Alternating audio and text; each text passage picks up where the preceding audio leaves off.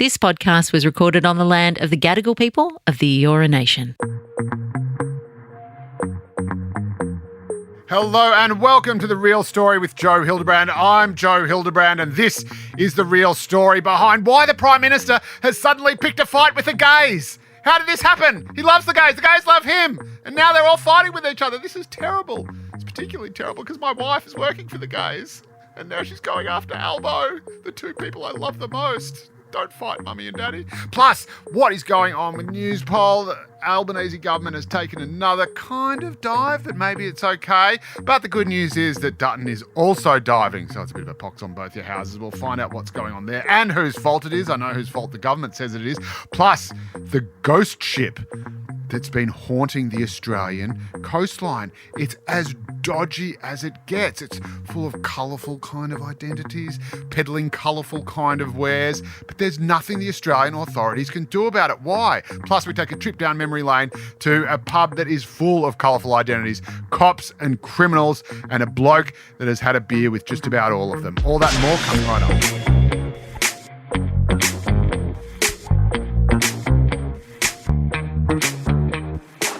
So first up this week is a story that I hadn't really wanted to talk about because I didn't really want it to blow up because, quite frankly, it's a story that's very close to home. In fact, it's in my home. This is the story of the Australian Census and whether or not LGBTQI+, or I think the ABC has instructed its employees just to call them LGBT now or whatever. We used to call them, gays, lesbians, bisexuals, trans, queers, whatever you want. We love you all. Point being, there has been a concerted campaign for years now after the last census in 2021 to have people's sexuality counted in Australia's national document. The census, of course, is this giant database of who we are, all our different characteristics, religion, ethnicity, how many kids you got, how many wives you've got, the whole bit. And it doesn't actually count whether or not you're gay. It doesn't count what your sexuality is. The only thing it asks is if you're in a same-sex relationship, which is discriminatory against single gays. And no one's even counting them. No one's even recognising what they're doing, who they are. So this resulted in a human rights complaint, a complaint by Equality Australia, which is the organisation my wife works for. Before she actually worked there, they put in this complaint to the Human Rights Commission, and the ABS, the Australian Bureau of Statistics, which does the census, of course, said, right, yes, we're sorry about this. We should have included it. We'll set up this advisory group to look at, how we can frame these questions and what we can do. In the meantime, the Federal Labor National Conference, which is supposedly the supreme policy-making body of the Australian Labor Party, also passed a motion saying that it supported this. It wanted this to happen. Now, it is very important to know that the National Conference is not Labor MPs. It is not the caucus. It is not the Labor MPs who are sitting in government or in opposition who make this decision. This is party members, delegates who all go to a giant conference every 3 years and decide what the ALP should be, what it should stand for, and what positions it should have. So you've got the ABS saying, look, sorry about that, Chief, and organising this advisory group to tell it how to fix this problem and put, the question in the next census, which is in 2026. And then you've got the Labor Party National Conference passing a motion saying, we support this. Now, as a result, the LGBTQI+ community thought, right, that's it. We're done. We've got it. Thank you very much. Thank you, Equality. Thank you, Progress. Thank you, Australia. We're in the census. Because in between then and now, there was a little something called the Voice referendum. And I supported the Voice to Parliament, but we all know it got an absolute bollocking at the ballot box because, again, it was a bunch of these sort of lecturing, humorless lefties lecturing other people saying, you've got to do this because otherwise you're racist, or you've got to do this because of the sins of your forefathers. And, of course, in all these multicultural seats right across Australia, and especially in Western Sydney and the outer suburbs of Melbourne, there's a whole bunch of migrants going, hang on a minute, my guys didn't do anything, We might have done something in, Turkey, might have done something in Greece, might have done something in Italy, but we weren't, my grandparents weren't here. Why are we wearing this historical badge of shame? So something that could have been just this wonderful, nice, practical measure ends up looking like an ideological crusade. and ideological progressive crusades are toxic at the ballot box, and they are particularly toxic to a Labor government that is trying to prove that it's centrist and sensible and moderate and mainstream and isn't captive to these sort of sectional interests and isn't captive to quote-unquote woke ideology, right? Albo is absolutely terrified of that, and he wants to run a mile from anything that looks remotely like that. And then along comes the LGBTQI people say, hey, everybody, you're going to count us in the census. Woo, we're here, we're queer, and we're not going shopping.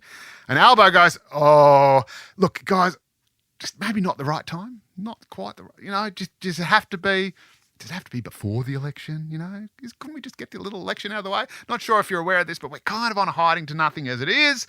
I don't want to do any deals with the teals and the greens. So if we could just sort of put this on the back burner. And so Albo basically starts kind of putting the fields out, or the government does. Of course, not Albo. It's, you send someone else to get their ass kicked, not the PMs. PM announces all the good stuff and everyone else handles all the bad stuff behind closed doors. Anyway, so the government says, look guys, just cool your jets. Not going to happen just yet. We're not, this isn't something we're planning on acting on right now. And believe it or not, that made the gay community pretty upset. Made them pretty angry. And they are kicking up this massive fuss and saying, absolutely no way. This was something we understood there was a commitment for.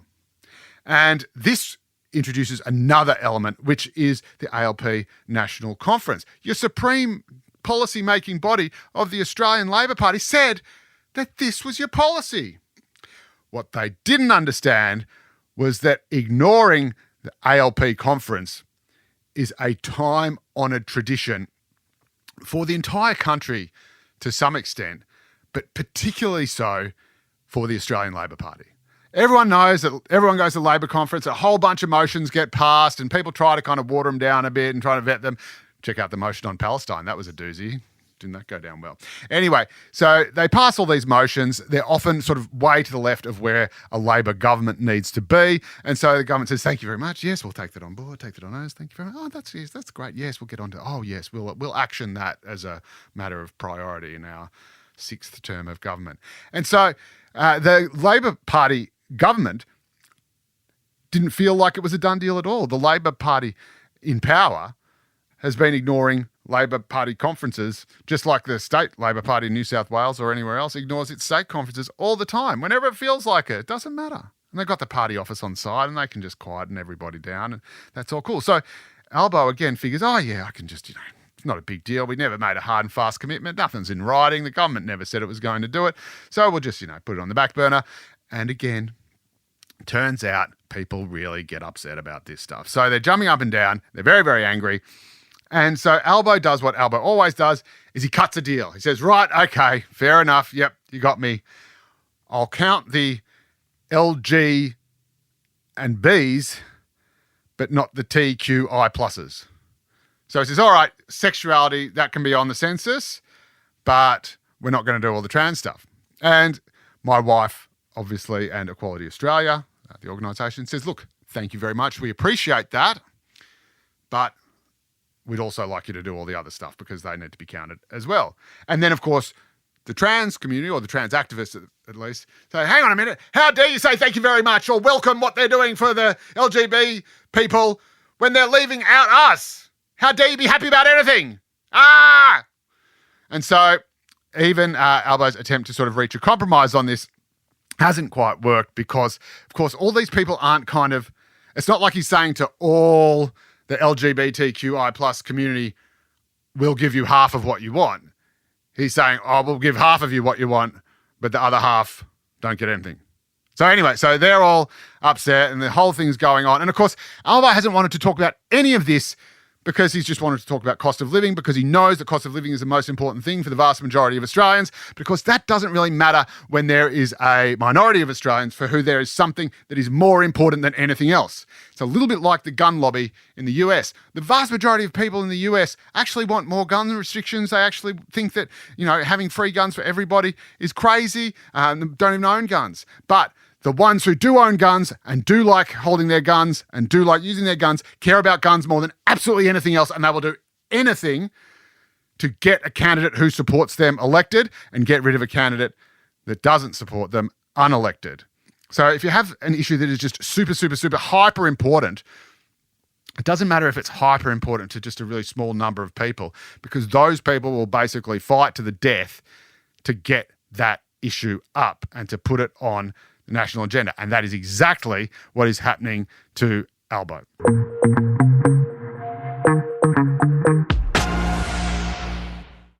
And this brings us to this week's news poll. And it is a shocker for the government. But the good news for the government is that it's also a shocker for the opposition. In fact, it has with incredible precision basically delivered an FU to both major parties. These numbers are absolutely extraordinary. Firstly, the two-party preferred metric, which is what really matters when you're going to an election, has both the Coalition and Labor locked dead even at 50-50 for the second month in a row. So it is as tight as two coats of paint. Doesn't get any closer than that. And just to give you an indication of how and why it is so tight, both leaders' net satisfaction rating, so whether or not people are satisfied with the job Anthony Albanese is doing as Prime Minister and satisfied with the job Peter Dutton is doing as opposition leader, are also, for the first time, dead even. They are both on exactly -13. And I'm just an art student, but that minus is not a good thing. So this is a reflection of what is clearly the government's, the Labor Party's strategy, which is that they know that everyone's got brickbats for the government. They know we're in a cost of living crisis. We know interest rates are going up, or at least not going down when people thought or hoped that they would. And so they've decided to say, you know what? We know you're not going to like us. We're just going to make you dislike the other guy more. So we know you don't like us at the moment. We know that Albo was once the most popular guy in the world, and now suddenly he's the most unpopular Prime Minister. But the other guy's even worse. Peter Dutton is even worse. This brings to mind what a top election strategist for the Coalition, top election marketer, he was the guy who actually designed the attack ads for election campaigns. So that's really where the rubber hits the road. So that real kind of, mainline, straight to your brain kind of messaging that, makes you just go and vote for whoever they want you to without even realizing you're doing it. And he says, if there's two brands of soup, right, and I want to sell my brand of soup, the most effective way for me to do that is not to tell the customer how great my can of soup is, how fantastic it tastes, how good it is for them, how wonderful it is, how much their family will love them and their kids will come running back for more. He said, if I really want the most effective method to sell my can of soup and not the other guys, when there's just those two brands on offer, I just say, that other soup has rat poison in it. And that is politics 101. That is basically what they call negative campaigning. And time and again, even though you will find that people say, oh no, we just want politicians to be more positive, or we want a higher standard of debate, or we want to, raise the bar, or whatever. This is why every election campaign you will see attack ads. No one is saying, hey, vote for me, I'm awesome, because everyone knows that most people don't think politicians are awesome at all. They just say, don't vote for the other lot. They are the worst. Don't vote for these guys, because whatever you think of us, they are far, far, far worse than we are. Don't vote for the other guys, because their can has rat poison in it. And these results that you see in news poll are the results you get when you campaign like that. Well, my next guest is the very definition of old school. He is, for my money, the best crime reporter in the country. He has been doing it for decades. He's hung out with the likes of Jack Darmody and Roger Rogerson, all the, shall we say, colourful Sydney identities. And he joins me now. Moz Morri, welcome to The Real Story. I've just used your real name, but everyone else, of course, knows you as Moz. Yeah, except for my mum. What does your mum call you? Mark? When Yes. you're in trouble? Yes, when I'm in trouble. That's what editors. When an editor calls me Mark, I'm really worried. Speaking of which, you are such an institution. You actually had a former editor of yours and mine at the Daily Telegraph make up business cards for you that just had the word Moz on them. That's right. Yeah, Campbell Reid. I said, oh, look, I need a business card. The next thing you know, I got this 500 of them that just said Moz. Because no one could figure out what else to call you. Yeah. You did your thing. You had contacts that people could only dream about. You sort of went your own way, did your own hours, and just produced these blockbuster yarns. And you produced one this week. It was on the front page of the Daily Telegraph on Monday about this ship that kind of exists in this. It's like almost like a ghost ship, except it was very real. It was very dodgy. It was boarded by New South Wales police, saw that it was doing something dodgy, and yet they couldn't do anything about it. Take us through the story. Take us back to how this came up. So it first came up when Australian Border Force, who have the job of surveilling our borders, noticed this vessel off the north coast of Queensland December 20 last year. Yep. Now, they made some inquiries and it had left Taiwan on December 7 going to South Korea. Now, somehow their navigate didn't work. It must have been using Google Maps. That's right, and a big mistake. And they contacted New South Wales Police and said, look, this ship's a bit suspicious. It's just loitering. It's not where it should be. It's registered to Tanzania, which is called is known, international shipping superpower. That's right. And what's it called? Flag of convenience. That's right. Yeah. So the MUA and the Maritime Union are filthy about this. So basically, what happens is you get a ship from anywhere, but you just register it to a particular country, I should say, and then you can have the workplace laws on board of that particular company. So you can pay your deckhands Tanzanian 3 cents an hour. Tanzanian currency? Cigarettes. Well, aptly so, because what did New South Wales Police find? So what transpired is eventually the ABF said, look, their initial thoughts were that it may be cocaine or even heroin, right? But they knew something was not right.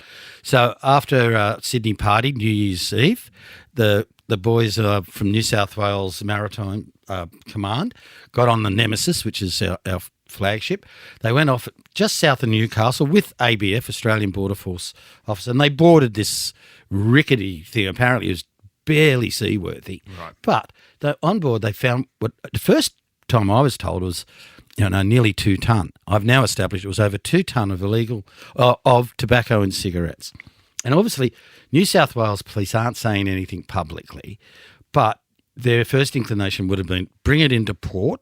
Yes. They could do that, and we grab all this 2 ton of cigarettes, which has been fueling, as we know, tobacco wars in Melbourne. They're shooting each other. They're firebombing. It's now. So this is illegal tobacco. We're not talking. I mean, legal tobacco is barely legal now anyway. Yeah, that's right. This is the dodgy stuff. It the is. Chop and the both legal and cigarettes. Yeah, with no duty or anything. But according to the ABF, they had no jurisdiction because on the manifest it was cigarettes, but they weren't coming to an Australian port. Remember that South Korea. They go to South Korea. They go to Seoul. Yeah. So just to recap, we've got a Tanzanian registered ship that is meant to be going from Taiwan, so at least it recognises Taiwan as a country, to South Korea. It's spotted off the north coast of Australia, and then the next time it comes to attention, it's 100 kilometres off the coast of Newcastle. Towards Sydney. So my geography's a little bit sketchy, but I'm pretty sure that Newcastle is not halfway between Taiwan and South Korea. That's right. And it was going south. And as one guy said to me, if they weren't landing in Australia, what were they? I don't know, big market in Antarctica. That's right. Was it South Pole? Those penguins have got a nasty habit. Well, they do. So that was so the boat, like New South Wales Police, because it's ABF controlled and like outside, like for our borders, they are there assisting. Yep. And the ABF said no, right? You can't bring it in. We can't seize it. Whatever, and New South Wales Police obviously took their boat back and got over their New Year's Eve hangover. And I imagine if you're a cop who's out there, you've made that sort of bust, when there's a bust, not a bust, and you've seen that something clearly illegal, clearly dodgy is happening, and then you're told you can't do anything about this, you'd be champing at the bit, I imagine. I'd imagine, but as I said, they're being very diplomatic because that's their partner agency, And as I said, they were only assisting. So literally, it's just up to the ABF. And then 3 weeks later, the old flag of conveniences decided to go on a little tour down south. Maybe it was going to see those penguins at the South Pole because It's off roundabout Jarvis Bay. As I said, some of the information a little sketchy. The ABF have been fairly forthcoming, but not totally. But might I add, I've been told that when they first spotted this boat off Newcastle, it had been rigged up for offshore transfers. So it wasn't going to come in with this. No, it was what's called the mothership. So some other vessels would go out and they could transfer containers to it. But anyway, it's now, they've been talking to this ship as it's kind of drifting, loitering was the word in the ABF, down via the south coast, and said, what are you doing? What are you up to? What are you traveling? Are you okay? Eventually they said, actually, we don't have any petrol or anything to eat. Right. So but that's because they were going to South Korea, so you can understand. That's right. They hadn't planned properly. So this is the amazing. So then the Australian Maritime Safety Authority and the ABF on 25th and 26th of January said, go and anchor. And they've gone out, had a look. The tobacco's still there. Maybe they've smoked a few. There might be a carton or two missing. But they have. They're satisfied that, again, that they said they weren't coming into port. My suspicion is they didn't want them coming into port. They've told them to anchor offshore. Yes, that's right. Because they come in and then it's Australia's big problem. So this is where things get really interesting, and there's a couple of elements here. One is this kind of just in the too hard basket? It's too complicated. It's in this legal grey area. The paperwork alone is enough to do your head in. So they just want this thing to go away. Then you've got the possibility that, like you say, when they come into port, what if the entire crew suddenly seeks asylum? Or that's exactly that's right. Not only that, worried about storing 2 ton of cigarettes would be very, very expensive. Destroying them would be expensive. That ship was in a pretty dodgy state, from what I can gather, but obviously seaworthy enough that they let them. But they then went offshore. The captain paid apparently for fuel and food. Amazing. And now we don't know where they are, and I think it's changed its name. So NAMI's not a very good name anyway. But well, we're the NAMI state, apparently. Yeah. So we've refueled this ship and give it which, strangely enough, is ABF, maybe a story for another time. ABF has a bit of history in giving ships just enough fuel to get to where they want to go, which is why maybe the boat stopped. That's another story altogether. But so we've given the ship enough fuel to just F off. I'm not sure where or how or what. They did food so they can survive long enough to get there. And they did contact other international law enforcement agencies, their partners, and say, might want to keep an eye out for this. Whatever, yeah. So, but we don't know whether it went offshore, went around to WA, and then brought the cigarettes on from there. It's amazing. And is there and there's another, just to add yet another layer of weirdness to this whole. It's like a kind of, it's like a Raymond Chandler novel. There's all these little rabbit holes, but the ship was in a bandwidth, I understand, even though it was in Australian waters, it was in a sort of bandwidth of Australian waters where the ABF could tackle it and take action against it for illegal fishing. That's right. But not illegal anything else. Yeah. And then there's the added problem that they will say, well, that cargo is not technically illegal. Because it's right here. And I'm assured that had it been cocaine, they would have taken it. But as we're seeing, we've had our cocaine wars up here in Sydney where we've got about 20 odd dead in the last couple of years. Yep.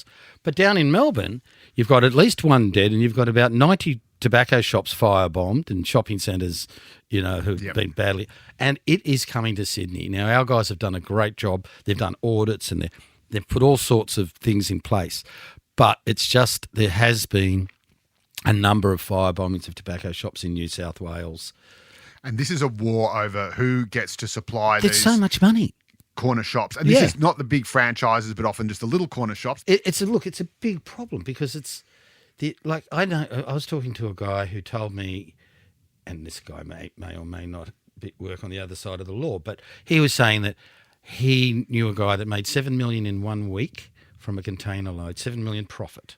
Wow. $7 million that he actually was able to move offshore. And that was about 7 or 8 years ago. Extraordinary. And I think the market has gone... Chuck inflation on that. That's right. And again, you end up with running, our courts are invariably just fining these people. And it's not illegal for me to buy these. Right. It's just illegal to import them. to sell them. To sell them. Or to import them. But it's a major and I don't know. We've got to we don't, and we've just put up taxes again, another $5 a pack, I think, in So the it's last just driving weekend. it into the hands of the It is. So underworld. I mean, and it's a problem because we don't. Now, speaking of the underworld and various colourful Sydney identities, there's been the passing of an institution recently, the Shakespeare Hotel, which you and I spent many an evening at. It's an absolute, it is the most incredible place. It's difficult to describe, but this is a pub where, especially there was a convention on Thursday night, Yes. which used to be the old payday, but all the journos and the cops and the crooks, it was a bit like Sam and Ralph, the sheepdog and the wolf, would suddenly just clock off and say, all right, Here we're not going we're going to stop trying to shoot each other and arrest each other. We're just going to go and have a beer, everyone have a chat, and then you'd go home, and then the next day you'd start all over again. That's right. And it's I had my first schooner renewal, well, it was mid-year in 1980 there. I went up there and I remember many a time Jack Darmody, when we're talking about legends of a journalism. legendary crime reporter. And I might have a problem. It could be anything from a girlfriend or to the fact that I'd misspelt or something like that. Yeah. And he'd go, mate, keg talk. And next thing you know, we'd be out the front, sitting on a keg outside the Shakespeare Hotel, learning about life and journalism. And as you said, those Thursday nights were incredibly good for Sydney in a way because there were the cops would tell you things which you didn't report until you got it checked. Yeah. But it was a melting pot, as you said, of Sydney's journalists and police and the odd crook. And sometimes back in the 80s you couldn't It's hard to tell the differentiate. difference. Well, Roger Rogerson was Someone who you obviously broke bread with. We used to have bread. There were no solids involved. No, not with Roger.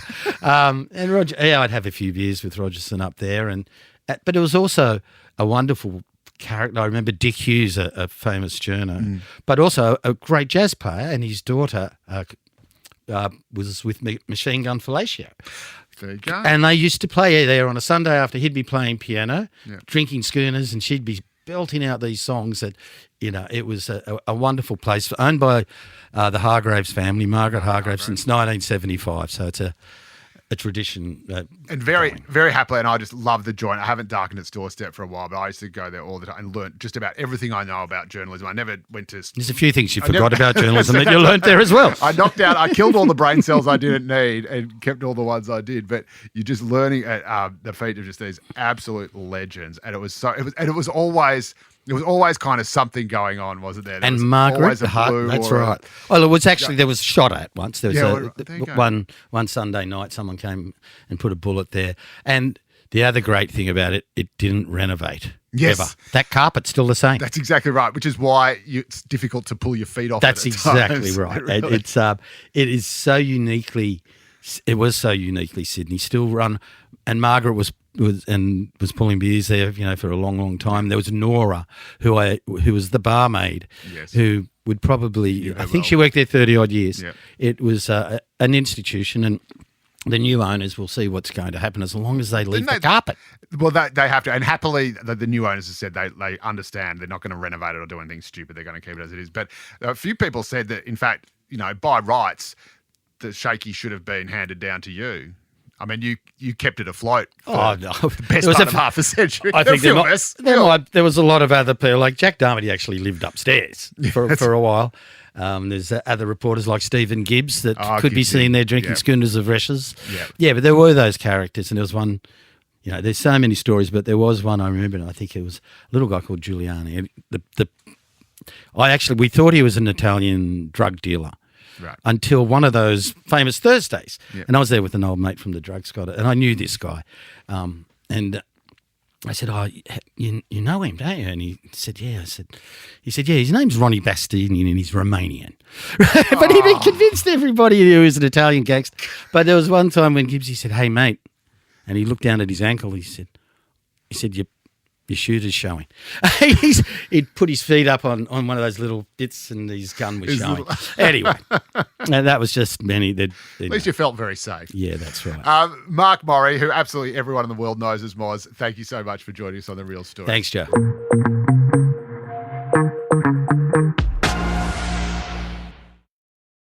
Time for my favourite segment of the week, which is, of course, question time, which is when you get to write into the real story at novapodcast.com.au or slide into my DMs at Joe_Hildebrand on Instagram and ask a question. Ask me a question, ask the podcast a question. Well, the podcast can't really talk without me because I am the podcast. So, but, you get to ask a question, hence the term question time, which is the name of the segment. But this question isn't even a question. This is just something really, really lovely that someone sent to me, someone from my past. It was like a tiny little snippet of This Is Your Life, but without the high production values. This is from Joanne Castoro. And she writes in, says, "Hey, Joe, I hope you remember me. It's your old school friend, Joanne Castoro." See, I told you it was her. I do remember you, Joe, by the way. That's a spoiler because that comes later. Anyway, she says, "I just wanted to share that I've introduced my 18-year-old son to your podcast. My son loves politics and writing and is looking to pursue an arts degree as his minor next year with a focus on these areas. He will be majoring in civil engineering." I approve of that order of priority, by the way. Well done. And she says, "He is one of those gifted all-rounders like you were." I could have left that bit out, but I didn't. It was even in brackets, but I thought it's important to spell it out. And she says, "Anyway, thanks for inspiring my son. We listened together to your podcast. I proudly tell him we were friends long ago. Kind regards, Joe." Thank you so much, Joe. That made my absolute week. Made my year, in fact. And yes, I do remember you really well. We were really good mates in high school. I remember when you went and saw Guns N' Roses, when they came to Australia, came to Melbourne and played at the Calder Park Raceway. As I recall, it took you about 3 days to get home. But you said it was just the best event of your entire life. But yes, I remember you very well. I want to do a massive shout out to you and your son, Luca. Luca, you have incredible taste in podcasters, my friend. You have an eye for talent. And I dare say you're going to do very, very well in civil engineering. And if you're unlucky enough to end up in politics and writing like I did, let me know. I'll see what I can do.